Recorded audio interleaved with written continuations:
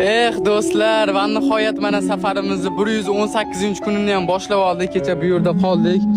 Do'stlar, qaranglar, har erta tongda turib so'rash kerak ekanda Allohdan. Alloh meni ko'rib turibsan, eshitib turibsan, o'zing menga yo'l ko'rsat deb qo'ylar. Bir kunda bir marta ertalab yo'llaring ochiq bo'ladi inshaalloh. Do'stlar, bu qani dunyo hamma yoq har xil. Biz mana shu tuproqdan bo'lganmiz. Hamma yoqda tuproq bor. Bir kun ketamiz do'stlar. Mol dunyo, bu pullar, million, milliard pullar qoladi-yu. Bir kun shu tuproqning ichida bo'lamiz do'stlar. His qilaylik. Do'stlar, Allohdan so'raylar beradi. Inshaalloh mash oyoqlarim bilan Allohning uyiga yurib borib, iloji boricha qiyinchiliklarga chidab, inshaalloh Ka'bani shunda ushlab, sizlarga duolar qilib, do'stlar, hammamiz jannatga tushishimiz keladi, jannatda yurgimiz keladi. Lekin bu dunyoda qilayotgan ishlarimiz